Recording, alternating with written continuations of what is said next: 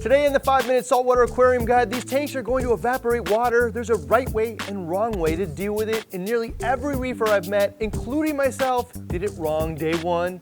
Today we're not just going to show how to deal with evaporation, but how to deal with it easily with an auto top-off. All that's coming up. Hey, I'm Ryan, your host of BRStv in the 5-minute saltwater aquarium guide. This is a clear, simplified, and direct path to setting up a first successful reef tank. It's time to talk evaporation. The challenge here is the tank is going to evaporate water, something that you'll see with the naked eye as the water level drops. But what you can't see is as the water leaves, the salt stays behind. So the water gets more concentrated and salinity rises every day until, of course, you come by and top it up with fresh water and all the levels go back to normal.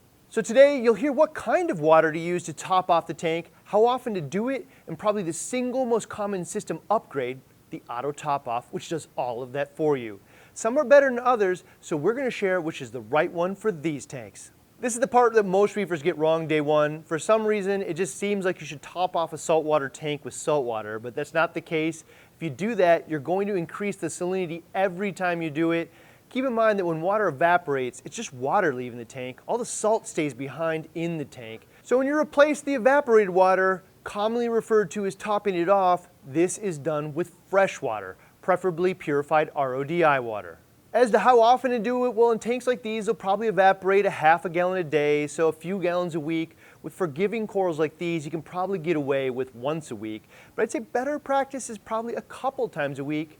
I suggest keeping a 5-gallon bucket of fresh water below the tank and then just scooping some out as needed when you feed your fish. It's like a 30-second process. That's really all there is to it. Pour in some fresh water once in a while and make sure the tank stays full. However, this is where it gets fun. What makes reefing a hobby for many is that acquisition and application of knowledge, then using that combined with technology to solve issues, increase stability, or reduce maintenance. In the same way, a protein skimmer reduces the need for water changes, related work, and in turn increases the water quality. An auto top-off reduces the work involved with topping the tank off by doing it for you automatically, which in turn increases tank stability. Stable salinity means a majority of other elements in the water are stable as well, at least on a day-to-day basis.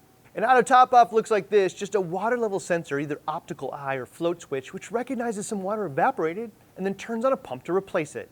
In this case, you can throw the same 5-gallon bucket under the tank, which with tanks like these should last about a week, but you can also go with fancy 5-gallon or 10-gallon auto top-off reservoirs from Trigger Systems.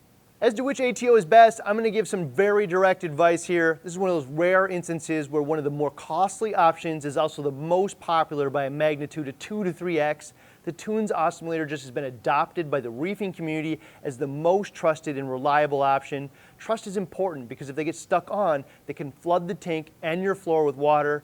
Anyone who's used a low quality ATO and had it flood will say you don't have to learn the hard way.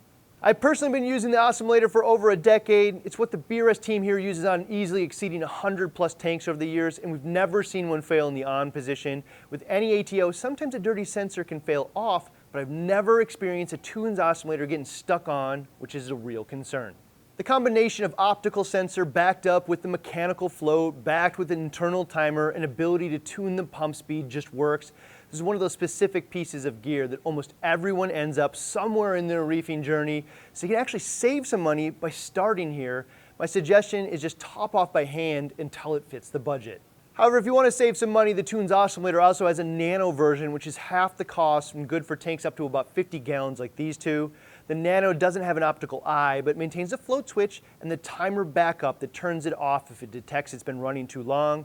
There's a little jumper inside that allows you to increase the timer if needed, but I'd start with the default one out of the box with a shorter timer. At half the cost, and once you also consider the nano oscillator comes with its own pump, this is probably the cheapest reliable option for tanks like our 40 breeder and the E170. In our case, because budget is a real thing, we're throwing the lower cost nano in the 40 breeder with a 5-gallon bucket under the tank. With the E170, we're going with the traditional Tunes oscillator with a 10-gallon Trigger ATO reservoir. I'm sure you're catching the theme here. Both of these tanks are going to look sharp and produce the same level of success, so it's really not that important which route you take, but with the E170, that polished form factor is part of the draw, so we're sticking with that and some nicer touches like the ATO reservoir, where other than size, a simple bucket actually serves the same purpose. Okay, so evaporation solved either by hand or with an ATO. The next thing is clean the glass. I just keep saying this, but there are a dozen ways to do this, but we're gonna get the right tool for the right job the first time. The entire 5-minute guide's always available here if you want, but you can save some cash by doing this right the first day, and that's coming up.